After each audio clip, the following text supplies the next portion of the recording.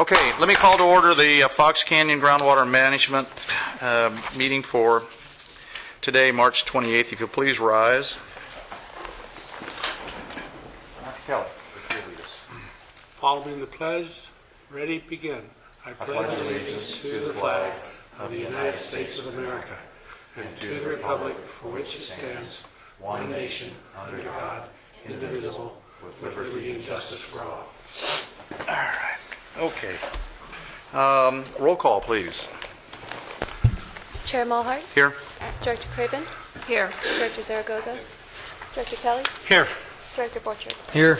Okay, any change to the agenda? No changes. Okay, everybody okay with that? Since there's no changes, there's no motion, no nada, no nothing. Okay, public comments and opportunity. Yes, sir. Opportunity for the public to address the board on matters not on the agenda. Yes, sir. Good afternoon, Chairman and directors and staff. I'm Steve Nash, resident of Oxnard, and I recently attended a meeting of the Ormond Beach Task Force, and Wayne Praskins from the EPA gave a report on infiltration into the groundwater, or potential infiltration into the groundwater table from the residual pile of dross that Halico left us. And as you all know, Halico was a smelter. They very kindly left Oxnard and our community 700,000 cubic yards of lead, zinc, copper, thorium right on our beach.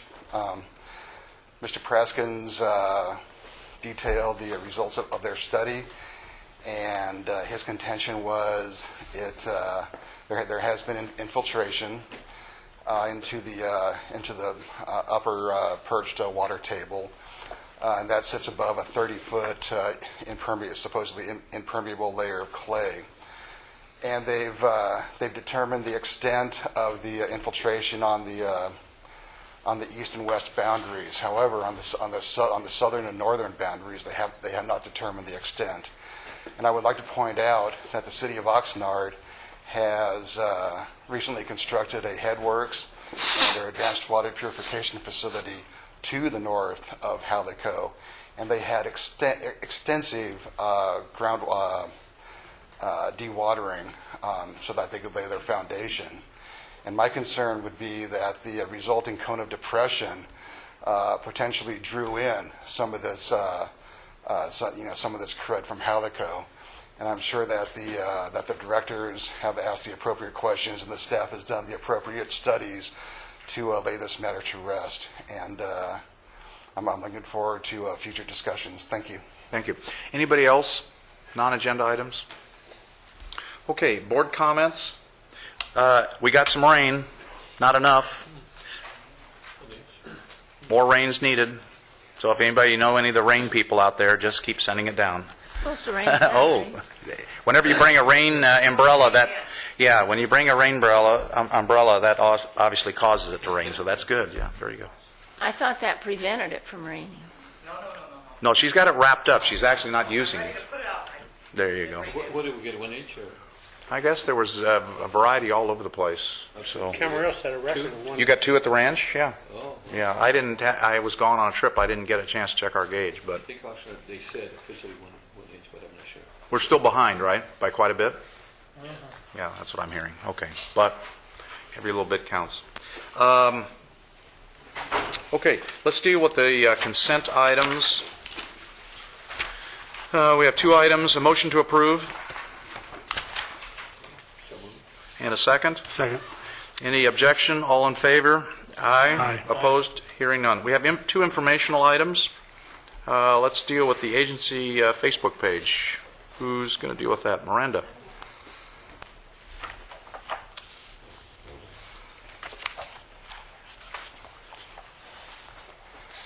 Good afternoon, Chair, board members. For the record, Miranda Nobriga, FCGMA Clerk of the Board. Today I will be giving a presentation regarding the possibility of implementing an agency Facebook page. Some general information. Facebook was launched as a social networking service in 2004. Provides a quick and easy way for individuals and businesses to keep people updated on their activity. And today, many government agencies are choosing to create Facebook pages to keep their stakeholders informed. A Facebook page is believed to be an effective additional tool the agency could use to maximize our public outreach possibilities in addition to our website. A benefit of a Facebook page is that information can be sent directly to those people that are interested in and choose to connect with the agency by liking our page. And liking the page would be voluntary, it's not a requirement. For those of you who are unfamiliar with what a Facebook page looks like, here's an example for the California Department of Water Resources. You'll see that their profile photo is their logo.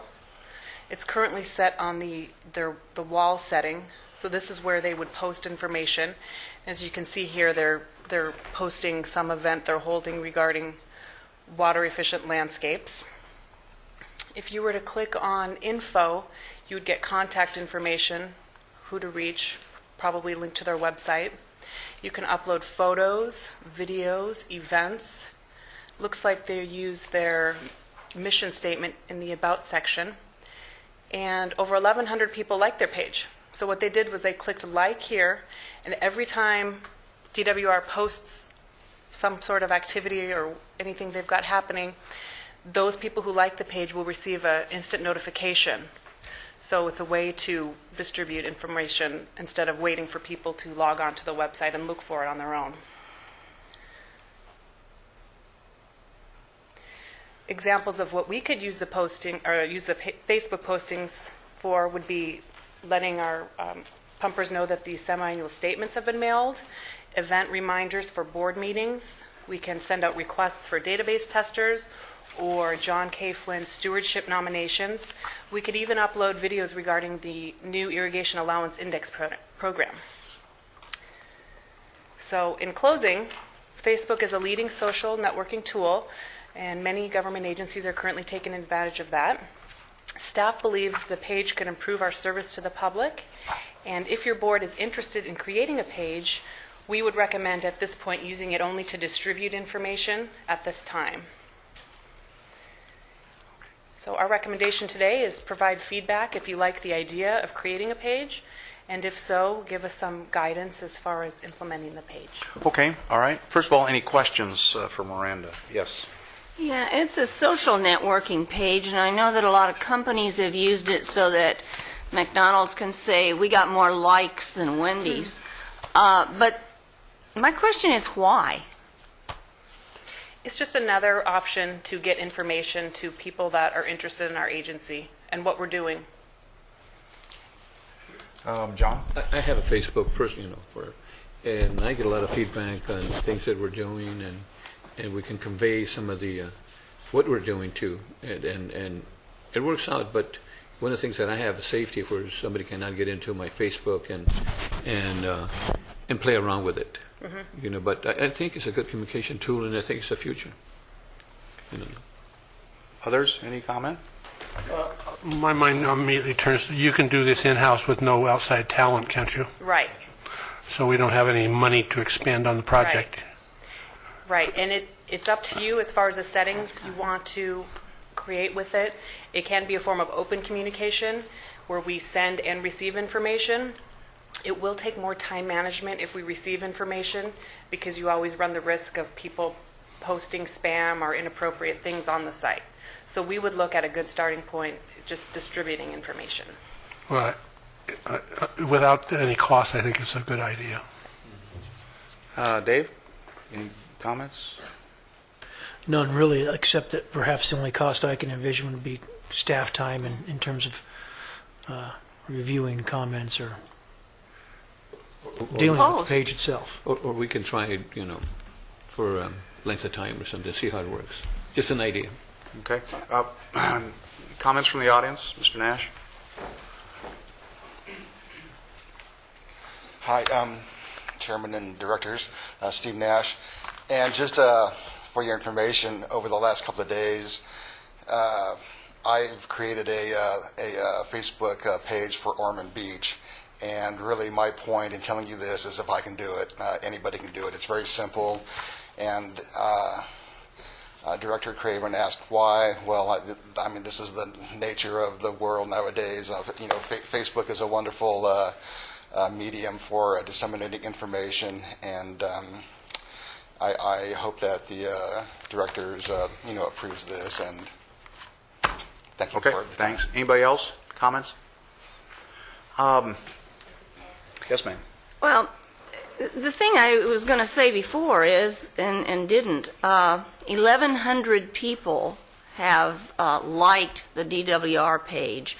I don't know how long they've had it, but that's not very many out of however many millions there are in California. So I don't know. I think it's a waste of staff time.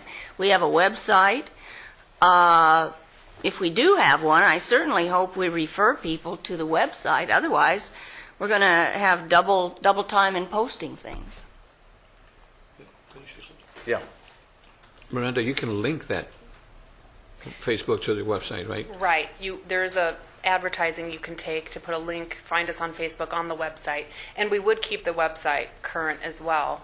You can also put the link on our letterhead, advertise it in our semi-annual statement newsletters.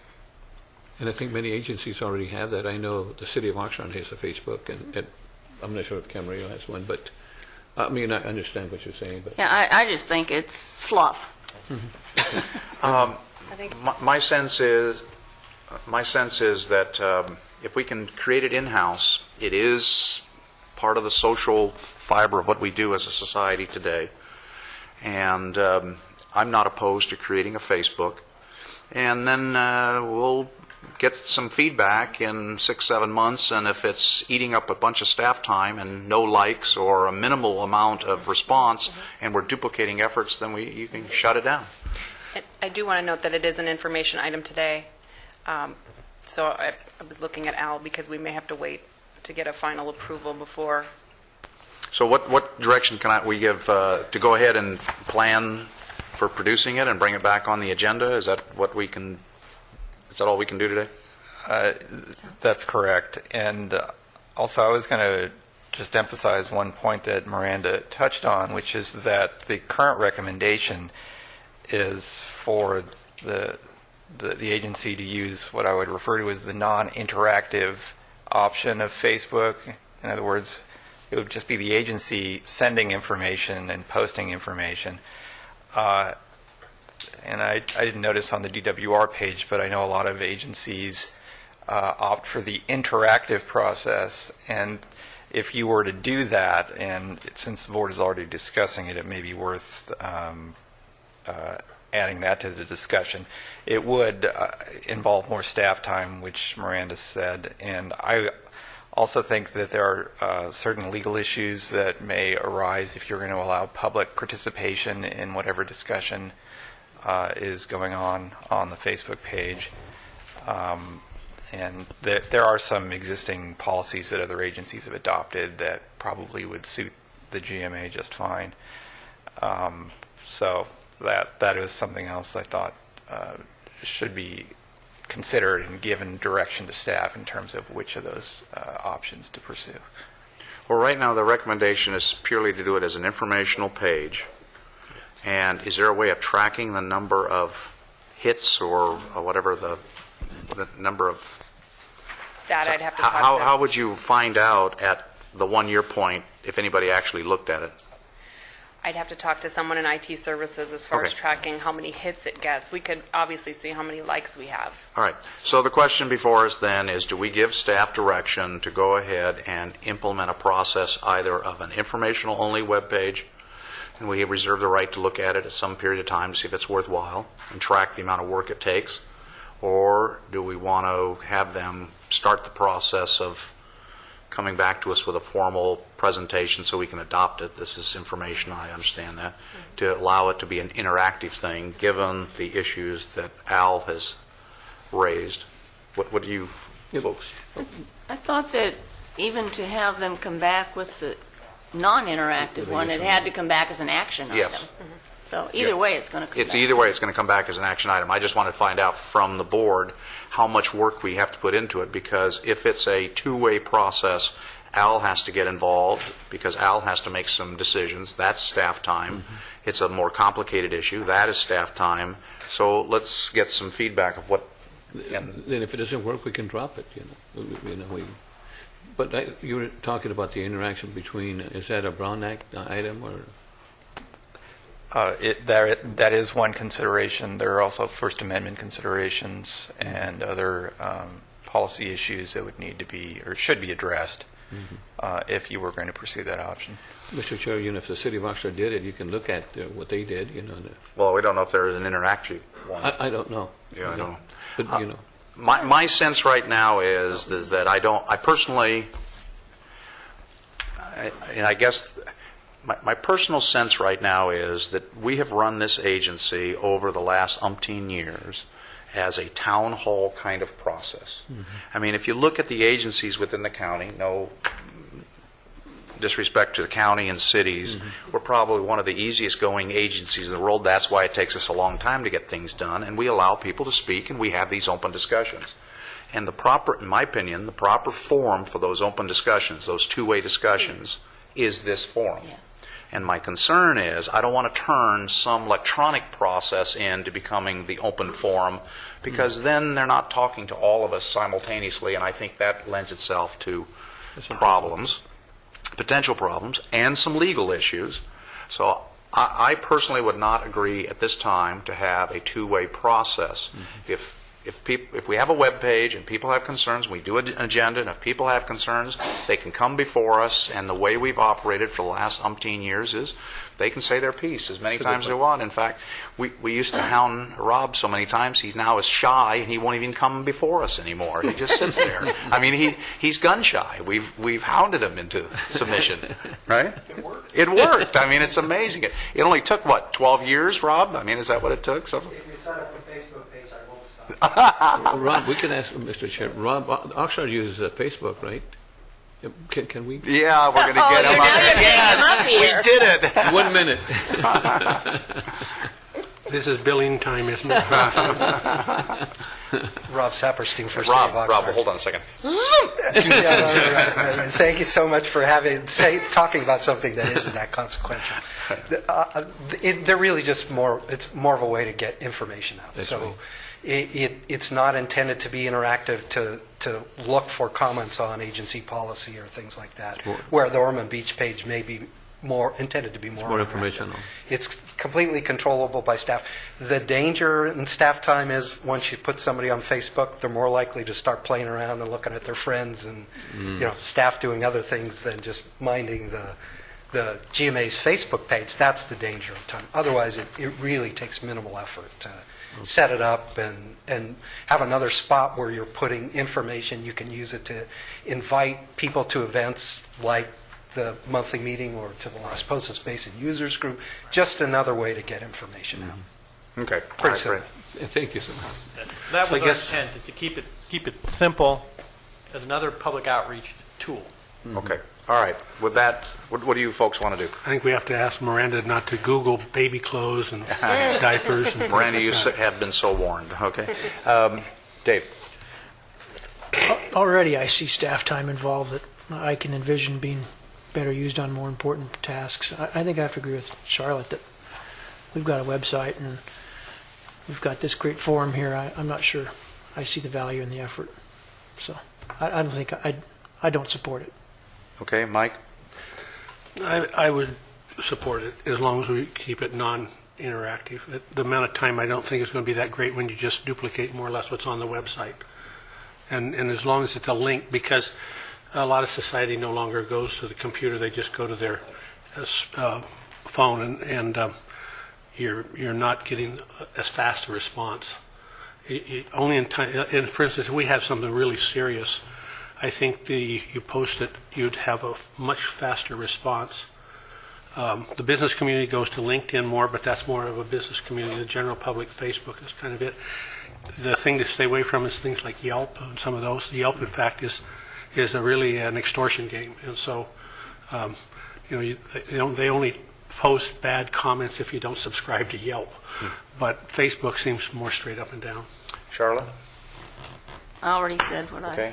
I... In Facebook, I think it's an informational item or media that I think works, and we can try it for a while. And if it doesn't work, if it takes too much staff time, then we can look at stopping it. But I think it's a future anyway. That's the way I see it. Okay, Al, you have to give us some guidance. I think we ought to try the process as an informational web page.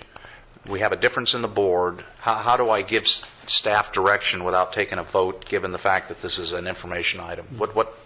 Give me the protocol here. Well, the action is just to receive and file the presentation. The feedback has been provided by the comments that the board members have made. Okay, So- you've heard the feedback. If you want more formal decision, up or down, you got to put it as an agenda item in the future. But you've heard the comments. Okay, let's leave it at that. All right, let's go to the next item, number 4. Wasn't this item 3? Facebook page? That was 3? We just did. Yeah, number 3. I know, but you said it was not published as published. No, it's published as an information item. Okay, it's not published as an action item. That's our catch-22. Good Yes, sir. afternoon. Good afternoon, Chair Mulhart, members of the board. For the record, Rick Virgutz. I'll be presenting item number 4 today. It's an update on the Irrigation Allowance Index.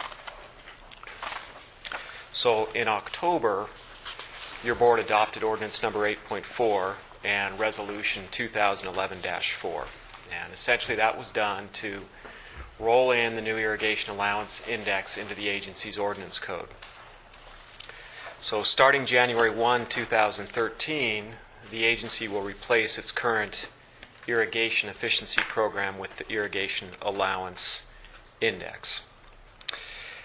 That program represents some technical improvements over the existing system as described on this slide. We have an expanded list of crop types. We have 25 instead of essentially 3 groups of crop types, which were trees, strawberry, sod, and celery, and vegetables. It accounts for crop rotation if necessary. The two important things with those first two bullet items is that will help our data look a little bit more sensible when we're looking at the amount of water applied on crops. That'll help. We have this corollary where we get this 300% efficiency. Those two bullet items will help bring those numbers down a little bit. And while it's not reporting efficiency, it will be looking at the amount of water that the crops require. Third bullet, the annual evapotranspiration data is less important. It's not unimportant, but it's less important under the new approach. Also, we'll have more predictable water allowances. Growers ahead of time will know the range of the amount of water that would be allowed for their crops for the year. So there's predictability in it. It would be one of three values of water, and those are a function of the year type, and then the year type is a function of the precipitation measurement for that year. So working our way up till January 1st, we've got some more things to do. We've got more to do with public outreach. We've got a little bit of work to do with weather stations, and also we want to give the green light to Dr. Stiles for two items in our already approved contract with him that has to do with precipitation measurement and Landsat 5 computations. So just real quick, we need more outreach. We understand. The suggestion we've got is to do some short training films, about 5 minutes each. It's a great idea. We think we'd probably want to cover 4 topics: the technical evaluation of the program, that is the existing program, the new program, what we've learned so far, and how to file for the new allocation. So all told, those 4 items would probably take about an hour of film, maybe a little bit more, certainly more if we're not careful. If we've got an hour, 5 to 10 minutes per film, that would come out to about 6 to 12 videos. And those could be posted on the agency website or linked to Facebook, whatever the board decided to do. We've talked with Dr. Stiles at the ITRC about it.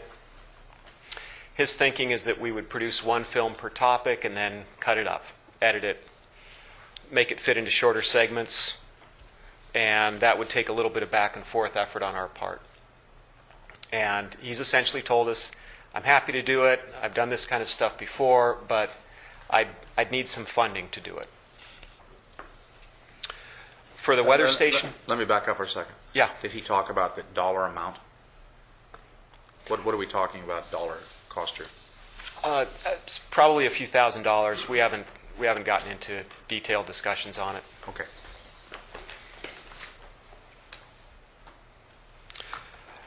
As far as weather stations go, the Task 2.2 report, this is the final report from the Irrigation Training and Research Center, recommended that we relocate 3 of the FCGMA weather stations, Edding Road, Camarillo, and Moore Park.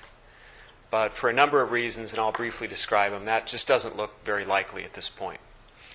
So we tried early on, we worked with our state CIMAS coordinator, Robert Fastenau, who's out of DWR in Glendale, and we went in the field with him. We selected some locations. He took pictures, GPS coordinates, those kinds of things, and sent those to Sacramento. Sacramento is who approves these CIMAS sites. Sacramento told him, they're not quite good enough. They need additional work, maybe more vegetation around them. And so we hit some snags with that. We thought we had good sites, but they weren't good enough, apparently. Also, it takes a lot of time. DWR is really less able to help us with this. And if you read the staff report, you'll see that what will encourage their involvement is if the GMA moves forward with installing a weather station that can be linked into DWR's CIMAS network. See, prior to that, they were just looking to help us relocate a weather station. But that's morphed into relocating a weather station and tying it into DWR's network. Also, Investment Signals is unable to link its stations to the DWR network, so that's another issue that we have. So there are a number of issues that are unlikely to be resolved, especially with the contract with Investment Signals coming to a close in mid-2013. So where are we now? Well, we still have good state coverage for the Oxnard CIMMYS and the Camarillo CIMMYS stations. We don't have real good coverage in Moore Park. It's okay. We have what we have. We have a GMA station there right now. And in Dr. Stiles' work, he used the Santa Paula station as a surrogate for Moore Park because there isn't a CIMMYS station in Moore Park. So today, Moore Park represents the biggest potential weakness for us in terms of data. From a planning, quality control perspective, we think it makes the most sense to devote our resources towards getting a state CIMMYS station in Moore Park. DWR, of course, is receptive to that. They would want us to pay for the station, and then that station would be tied into their network. So that gives them a little bit more motivation to do the extra work to find a suitable location. Cost. So the station itself costs about $7,500. Per Robert Fastineau at DWR, maintenance is anywhere from $0 to $500 a year. He handles the Southern California CIMMYS network for DWR. And so part of his job is to do the quality control of the stations, but he also monitors the stations, and if equipment breaks on them, and it does sometimes, he will go out and replace it. And when that happens, he asks the people who are funding the station, can you buy this for me so I can put it in? So that's what that $0 to $500 a year cost represents. The agency would sign a cooperator agreement with DWR to maintain these stations for a period of time, probably a few years or more. We think it's a cost-effective approach to provide the necessary data. It gives the agency backup data and additional quality control of the irrigation allowance program, which is getting off the ground. It also more clearly eliminates the need to contract with investment signals beyond mid-2013. That contract costs the agency about $12,000 a year. And finally, on precipitation and Landsat 5, precipitation measurement is really important for the new irrigation allowance index. So one of the things we want is to have some redundancy in how that is measured. The current thinking would be that we use the precipitation gauges at the CIMMYS stations, but if one of those fails, we don't have a backup. So Dr. Stiles' recommendation is that we connect redundant precipitation gauges to the 3 CIMMYS stations that we use. All told, that would be about a $1,500 hardware cost. And that data would be recorded, and if we needed to rely on it, it would be available for us if necessary. And if all else fails, if it's too close to call or something happens that is unforeseen, the county hydrology section has a pretty extensive network of precipitation measuring equipment here in the county. Some of the stations are gauged manually, some have data loggers, and they simply record the data. So our backup plan would be to go to that manual rain gauge data if necessary. And so we agree, we recommend we move forward with that approach. For Landsat 5, again, a recommendation of the Irrigation Training Research Center is that we use some Landsat 5 data on some selected sort of local case study areas to compute the normalized difference vegetative index on a few fields.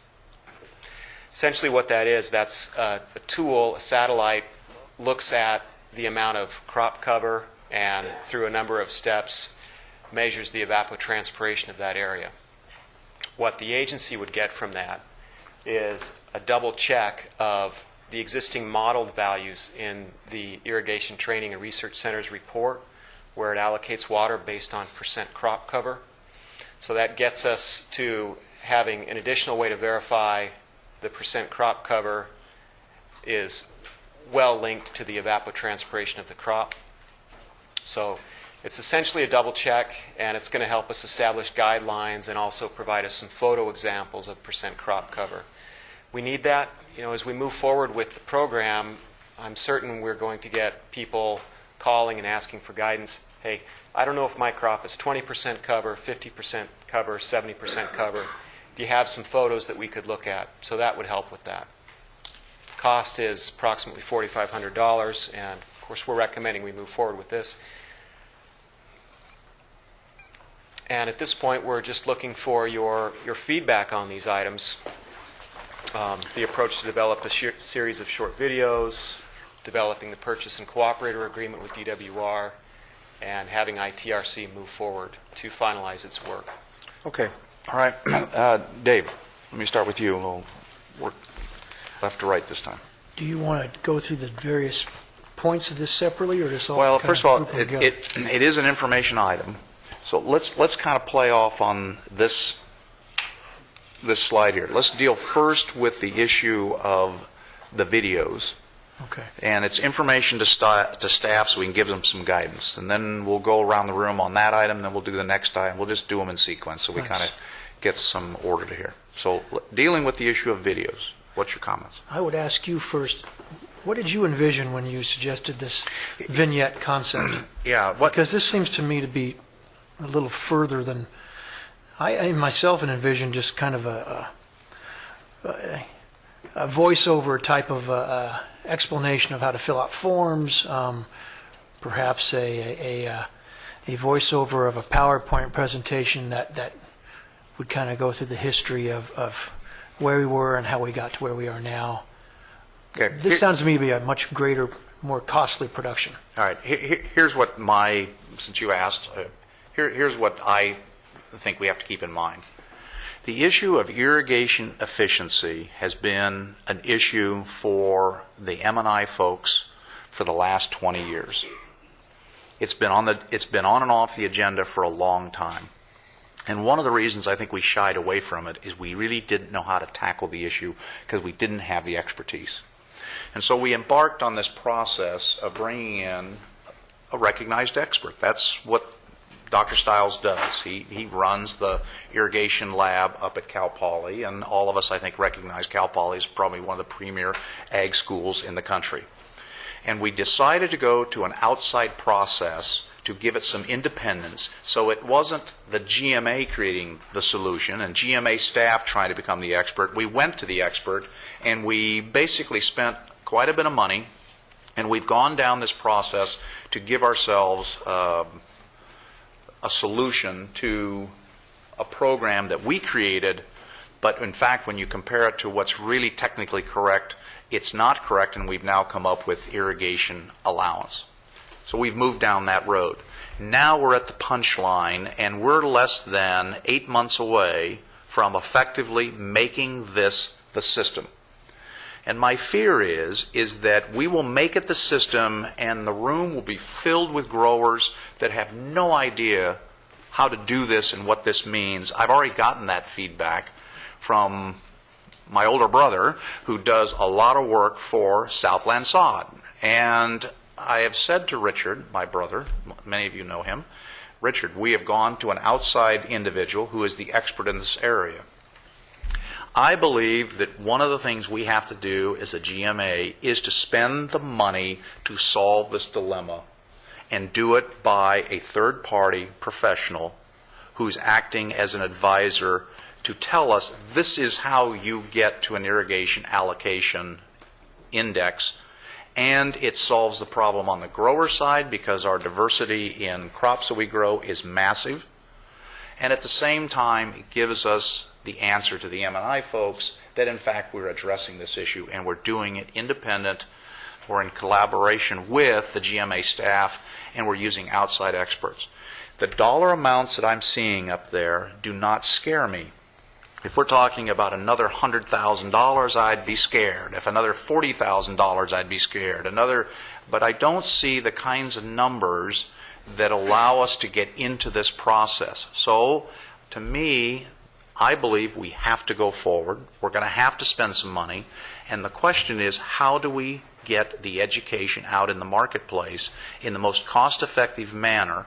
I do not believe that workshops alone and newsletters alone will do it. I believe, and I'm leaning on my own experience in the aviation business, They send me bulletins that you would not believe on how to drive a 737 or a 757 across the pond. And when you read it, you go, what in the world are they talking about?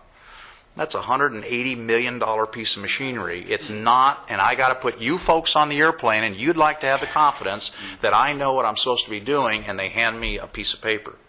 It's not until they produce a little vignette where they walk through it and go, oh, that's what they're talking about. That makes sense, and they turn me loose. It saves them a million phone calls of 12,000 pilots calling up and saying, what the heck are you guys doing? And it gives you as consumers confidence that we in the front end of this thing know what we're doing. I believe we have to follow that model.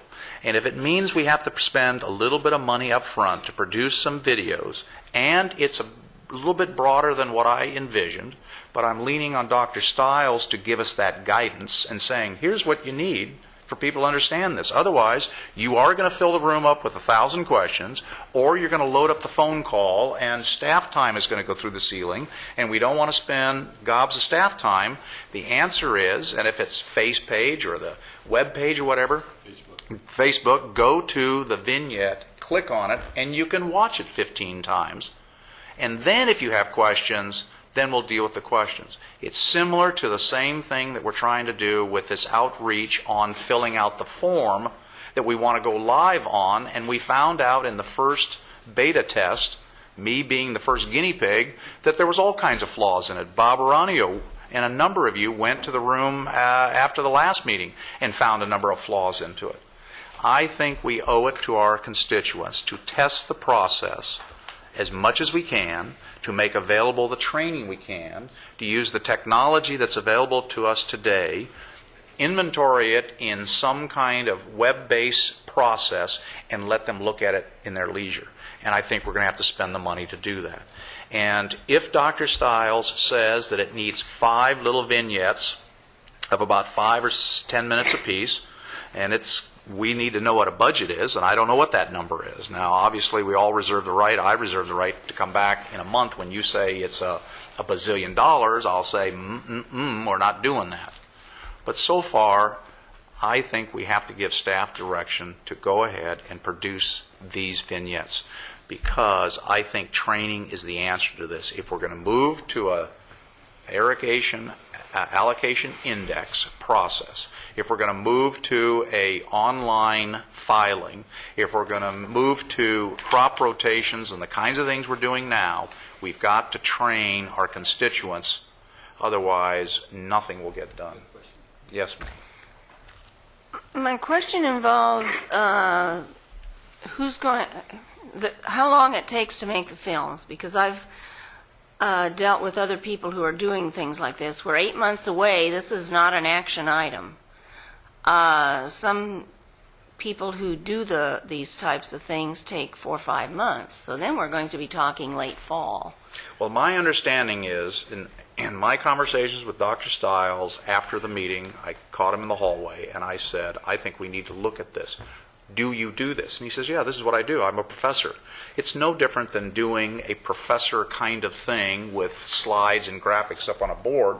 So I think the primary speaker, as I understand it, will be Dr. Stiles, and it'll be a filming crew filming him doing a presentation and trying to outline it. So that it's not a case where we're going out and hiring a professional PR person. It's Dr. Stiles, as I understand it. But again, we don't know, depending on what you come back to us with. Right. We just talked a little bit about it, and Director Borchard, one of the things he mentioned, he says, I'm coming down, he says, I think in April to give a talk at the Farm Bureau, and I'm thinking maybe that'd be a good opportunity to talk about the Irrigation Allowance Index. Why don't we film it? And it would essentially be him talking over the PowerPoint slides, like what I think I heard you mention. We could look at that and see if that's something that we could dice and load into the computer. Well, I think Chair answered my question. It wasn't a question of whether we thought we should do the vignettes. It was how they be done. And when I heard things like back and forth, I just started seeing dollars. Yeah. And if you feel that the idea of the third party producing these things, that adds a little bit of legitimacy to the project, then I support that. If If it comes back as a $10,000 project, then I think we need to ask a few questions. Okay. John, you got a question? No, the only question I had was that we don't know yet. Is there going to be a 1, 2, 3, 4 type of instructions on this video, or we don't know that yet? Or Well, I think it would, we're not sure. We would basically package the whole thing into a video and cut it up. and look at it from there. I think as an information item, what we have to, and what staff is asking is give us some feedback. And I think, for me, the feedback that I would give is, yes, we want to do this. Yes, I need to see what the budget is. Yes, I need to make sure that we don't run amok in our cost structure. That is a major issue for this agency because we have a small budget. But the real punchline, my test is, do the dollars that you ask justify the information that we're giving out, and does that information meet the criteria that the folks out there are educated in this process, their confidence goes up in the process, the M&I folks believe that in fact we've got our hands around an irrigation process that's been a sore subject for them for a long time, and can we implement it in the time frame we're talking about? If we can do all those things, then I'll balance all those things with the cost to get there. And because I believe if we try to go live with this program in January 13, and we do not have training in place, we're going to fill this room with a lot of irate growers. I've already gotten some of those phone calls, and I don't want to go down that road again. And the phone calls I've gotten are from my older brother, and I've been able to deal with that. Okay, but you know, he, as you well know, he programs for a lot of our packing houses. Sataquai Lemon, I mean, he does their programming. So, yeah, well, John knows, yeah, because of the work we've done over the years, yeah. So the answer is, if we come up with a system and we don't have the support mechanism to put it in place, we're fools to go forward with it, and we're going to look silly. So whatever you come up with from a training program better meet the objective, and then we'll look at the dollar cost to it. That's how I'm looking at it. How you guys look at it, you know, may be different. Robert wants to speak. Let me let Robert speak. Okay. Good afternoon, Chair, board members. Robert Aranio, Crestview Mutual Water Company. I'm standing here right now as an M&I pumper, but I also have several and multiple agricultural accounts that I do their ag efficiencies and do their reports for, so I see it on both sides. And myself is going to be on the front line of doing this paperwork. I love the idea of a video vignette that I can take a look at. The pure and simple fact is, if I go stand in a workshop today in March, hell, even September, and then I go and try and do the paperwork in January, I'm not going to remember a thing. But to be able to go back to a Facebook page and be able to click on that vignette and get my refresher is going to be a big help. And so for that, I think it's definitely a worthwhile idea that warrants more exploration. Thank you. Thank you. All right. Mike. Yeah, I think he enunciated somewhat what I was thinking. That is, the Facebook, the vignettes would be acceptable, or maybe you can answer for yours. Are small screen compatible? Are what compatible? Small screen. I mean, will they come not on a computer but on a smartphone or a smart screen? Because you know, just exactly what Robert was saying. You know, people are going to be trying to fill it out, and where you can go to Facebook, maybe we would get ourselves a QR code, put it on the application. If they can't figure it out, they hover over the QR code, up comes the vignette, and you can see it. I mean, there's a lot of ways to do this other than, it's not an advertising thing, it's how do you make it work quick. And, you know, and on the medicine side, we're moving away from computers into tablets all the time. I mean, and so... To iPads or... Pardon? iPads or... Well, the ultimate tablet, because there's so much medical stuff that's not in Apple compatible languages. So, because in our world, you have to grab the video. What used to be X-ray film now is image, plus the blood report, plus the case report, all those things. But in this case, you know, if somebody's trying to fill this out, if they can quickly get it on their handheld, rather than open their computer or be not and even have at their instructions, computer. But they're probably going to fill it out on their computer. Well, I'm so thinking maybe that they'd might- like to see it. All right, hold on here. We're going to get bogged down into the, we're going to get into the minutia. We're not there yet.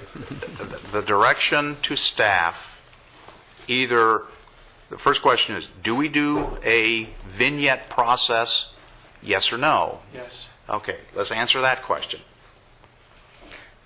Well, I think so, but it does still has to come back to Yes, us. obviously, and we're not making a decision on it.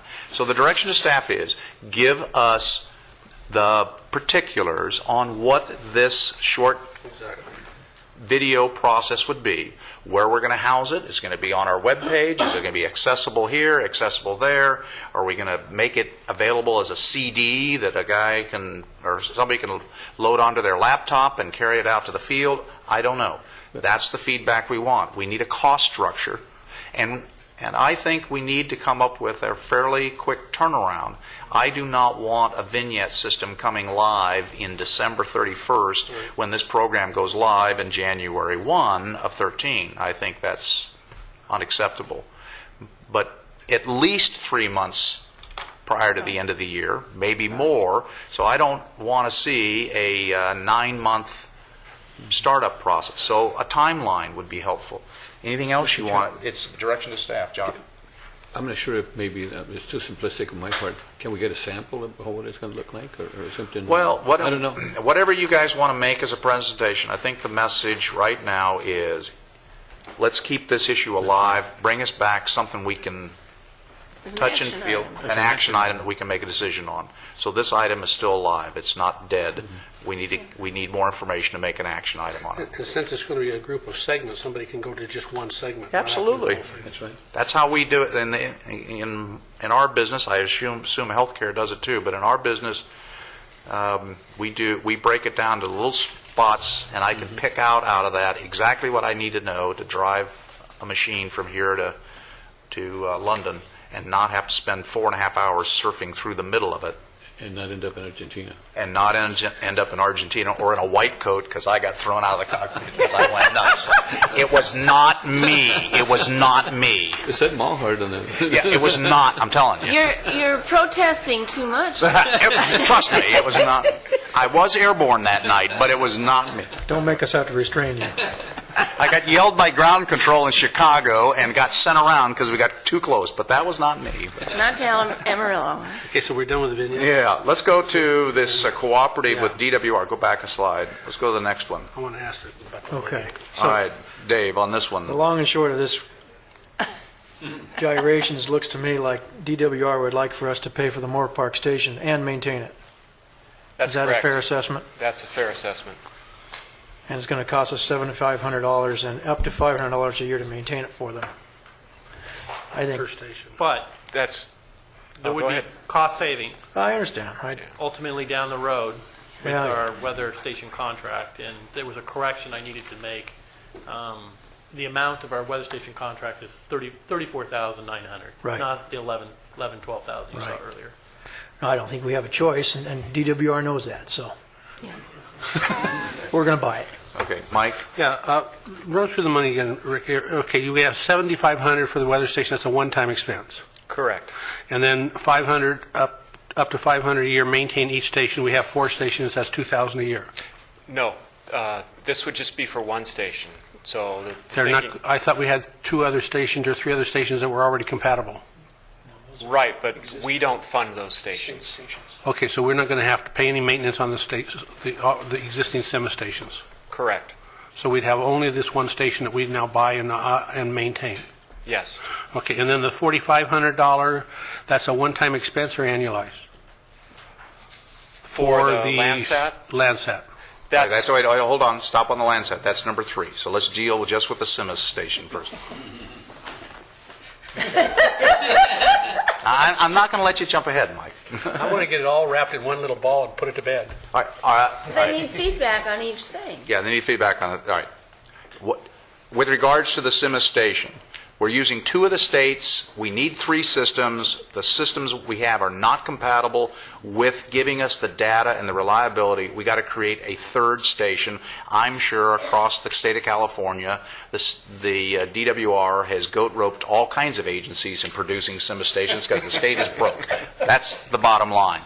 So the question to staff is, do we continue to negotiate with DWR to generate a 3rd station, knowing it's going to cost us money? My vote is yes. Yes. Get on with it. Okay. Okay, let's go to number 3. I'll start with Mike. Okay. The $4,500, is this a one-time expense, or does it annually reoccur? It's a one-time expense, and as a little bit of background, the contract that Dr. Stiles is working for us under right now, it's ballpark $33,000 and change. He's invoiced about $11,000 on that, so we've got about $22,000 left in that contract. So this $4,500 would come out of that, and more money would come out of that in 2013, or maybe leading up to 2013 as we get into rolling out the Irrigation Allowance Index. And the $34,000 that Mr. Hubner was talking about, that was this contract that we have with Dr. Stiles, correct? No. They're 2 separate contracts. No. One's with Peak. Yeah, for the that's weather the one I'm station. wondering. That was for how much? We had down 12. It's $34,900. And we spend $500 a year, and we save $33,500. That's the idea. That's enough to hire Susan's boots on the ground. I like That is enough not, to get you that to is agree not with it. that is not number 4, because I don't see it. We're not going there. Okay, Charlotte, what, I agree with David. okay, Yep. Okay. And it's an All right. efficiency and compatibility, all right. I have a question. Yes, sir. Just the hydrology thing. What's the $4,500 for? That would be for the additional work for the Landsat 5 work. Oh. What, My question is on this additional or backup rain sensors, rain collectors, and that's mounting additional or redundant rain collectors on the SIMA sites. Is that That's what I understand? correct. And the other, why couldn't we just use the existing county rain sensors as our backup? They're not in the same spot. Well, there's a couple reasons. No, they're not in the same spot. The county has a ton of them, actually. That's what I But the bind we get into is that the county doesn't QA/QC its data on those until February or March. And the GMA needs to make that call at, say, December 31st or January 1st. So it's not impossible. I've talked with them about possibly carving out some of their stations and doing a special QA/QC on a select But number, anyway, we're talking $1,500 to. Yeah. Okay, never mind. yeah. Okay, so if I can summarize that, this is an informational item, direction to staff. Go ahead with continue with the short videos. We need more detail. Yes, we're going to deal with DWR to create the 3rd station, and we're going to wind up paying for it. Obviously, cut the best deal you can, but we have to have it. And with regards to the Landsat and the money involved with that, I think having the ability to look at photographs to cropping patterns gives us some flexibility in some other areas in terms of enforcement and the like. And it was one of the issues we dealt with in 2 of our previous enforcement cases, of being able to look at cropping patterns. So it has advantages. And with regards to the additional backup rain gauges at the specific site, to me that's a no-brainer. You have to do that. We have to have quality data. If we don't have quality data and we can't stand behind it and say this is the way the system is, we're just going to get beaten up on both sides of the equation, from the farming community and from the M&I community, and we've got to put this thing to bed to give it some legitimacy. So the direction of staff is bring us back the details, and let's move on with it. You guys folks okay with that? All right, Okay. Anybody in the audience? Everybody heard the discussion? Mike came in late, so we will not take questions from Mike. He doesn't get a chance. Okay. And Rob, geez, Rob's going to pass again. We have one. We have one action item. Amazing. Jeez. Let's go to that one, please. Gerhard.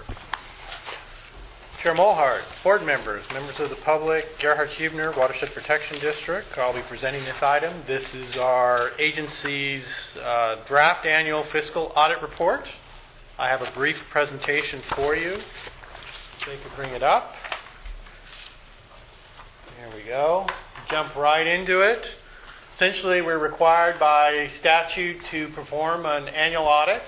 The county's auditor controller has the discretion to either do this in-house or contract the service out, and it requires that we pay for the cost of the audit. So back April of last year, your board adopted the agency's 2008, 2009, 2010 biennial report. You were on a 2-year schedule, but at that time you also asked us to look at the options from going to a biennial to an annual, and in June of last year you directed us to move to an annual audit, which we've done. We solicited requests from 10 CPA firms, from qualified firms from the County Auditor Controller Office. 3 firms responded.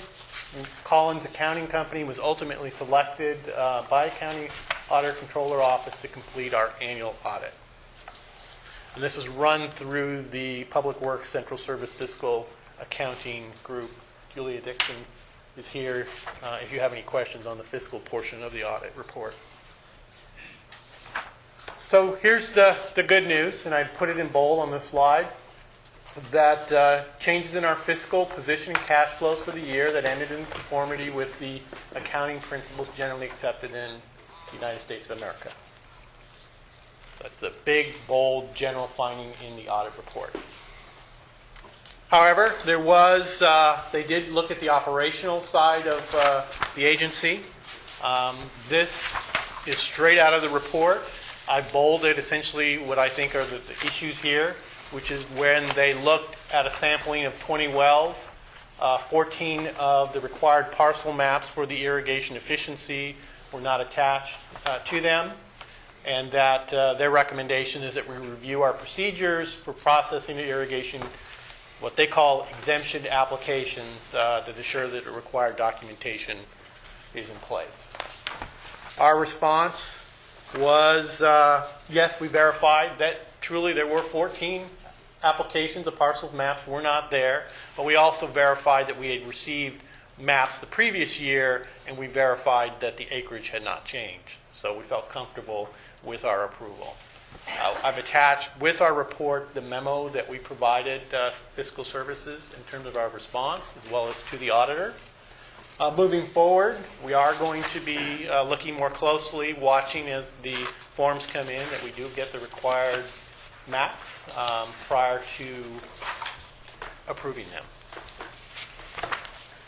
The second issue was they identified an issue of having one individual assigned to track the extraction data, essentially our database within the Access database, and that monitored the extraction reports by well owners.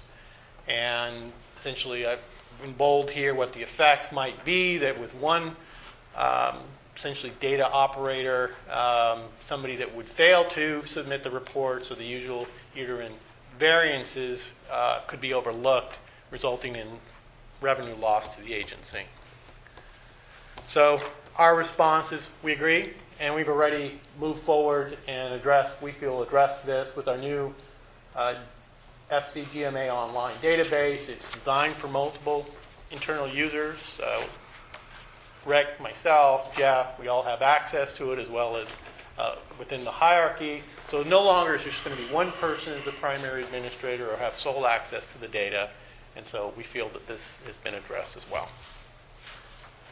So with that, unless there's any questions that you may have of myself or Julia, this is the receive and file. Anybody have any questions? Anybody? No questions? Dave? A question. Yes, ma'am. Up here it says to receive and file the annual audit, and over here it says to receive and file the draft annual audit. I've never, as a board member in all my years, gotten a draft annual audit. Why are we bothering with drafts? Because when originally we had agendized this item, it looked like you were only going to get a draft. and the auditor finished the final by the time we went to press and submitted it to you, so that's the bit of discrepancy. Are we okay receiving and filing the final audit, even though this thing says draft in this? Hal, can you? So long as that's what's attached to the, Yes. or made available to the board and the public. Okay? That's We okay? the most recent, that's the final version. All right, what we have is the final version? Yes. Okay. Yes, sir. Mr. Nash has a question. Thank you, Chair Mulhart, Down on the bottom, and Mrs. directors Grant. and staff. And I want to thank Collins Accountancy Company for pointing out the two agency deficiencies. We could certainly use them in my city. As far as the deficiencies go, on the finding number 1, this would be page 2 of your staff report, the irrigation efficiency exemptions from penalties. This points out a larger issue, and that would be why have penalties and surcharges if the directors can reduce or remove them at will. On page 3 of 4, finding number 2, monitoring user accounts. It states, Collins stated that the internal controls are potentially weak. I would maintain that with no AMRs, an unsure system of calibrating meters, self-reporting and even non-reporting, and no boots on the ground, that external controls are non-existent. Thank you for your time. Okay. Anybody else? All right, Mike, you were... Yeah, Mr. Hubner, all the printouts here that say this is a draft are in the same type font that they did publish the deal. This is a copy of the draft, is it not? Or are you testifying This is a copy that we received from the auditor on it says March Thursday 22? of last week. So this was the most and this is just Miranda. This is what you put in terms of the bottom of the page in terms of draft. You put that header on. Not the draft. I did not. Okay, that's what they put on. I put the item 5A. Correct. Julia, can you help? And I believe if this is a draft, we should Yes. wait until the final audit is in to adopt it, or to receive and file. Are you expecting another report? No, we're not going to expect another report. The problem was by the time, like you said, it came to draft, the management discussion part of it that the Central Services provides wasn't finished yet. So by the time your next report comes, that'll be attached to this, but all this information will remain the same. Let me ask, are we up against some state filing point in time? Is this something that can be... Oh, no, you're fine. But Okay. like you said, we didn't, because the findings on this were late, and then by the time we got this final draft, finance wasn't ready to complete their management discussion part. Okay. That's all. In the... Al, give us some guidance here. I am hearing from one member, and I'm okay, moving the approval of this audit to next month so we can actually have the final copy without the draft language all over it. I'm okay doing that if we're not raced up against some specific filing date. Yes, there is no need to receive and file the report today, so if your board is more comfortable with a report that's labeled final, then that might be the better Okay, approach. I'm hearing 2 nods over here. Everybody, okay, so let's do that. All right. So we've heard the report, the action item. It can be a consent item, I guess, at the next month meetings, but we need to see a final on it, Okay. however you want to do it. Yes. We'll do Okay? that. All right, thank you. Okay. Yes. We have the executive office report, administrative reports. Before I go there, I forgot, Sam, my apologies. Sam has been sitting in the audience as the alternate. He's the only alternate here today, so let's make sure the record shows that. And my apologies. Okay. I have 3 announcements related to the executive office report. We left One, there's a Watershed Awareness Month in the Santa Clara River watershed. So that specific watershed group asked that this be distributed to the board and announced at our agency's board meeting. So you have that. Okay. We also have a letter from Burlwood Heights Mutual Water Company, and you have a copy of that as well. Okay. And the last informational item I'll throw out, it's not on here, but we have the 700 filings, right? So if members haven't done that, penalties start at the end of the month, so be sure and you get that in. I've done it. And it can be done online. Yeah. It's not all that convenient online. I struggled through it, but I'm a geek, you know, a non-geek. I was about to give a testimony that I thought it was as a vignette. I mean, they're little. You know, 700. in all honesty, I thought the video was informative. So, What the good doctor means to say is he's... All right, folks. Anybody else have anything? Rob, this is your last chance. Mike, your last chance. I'm going to... Okay. And Miranda will be leaving, as you heard. She's going to go on maternity leave for a year. So we'll miss her greatly, but we have Jessica ready to sit in. Good luck. In the meantime. Good luck to you and congratulations. All right, we'll all be there at the delivery room, so don't worry about it. We'll be there. Trust us. Everybody's invited. You know, I'm sure that'll make you thrilled. I don't. Do I need a receive and file on the administrative reports? I don't remember. Do we do that? Move to receive and file. Second. Motion a second. All in favor? Aye. Opposed? Hearing none. Okay, meeting is adjourned to Wednesday, April 25th, or the call of the chair. Don't forget the AWA meeting on the 19th.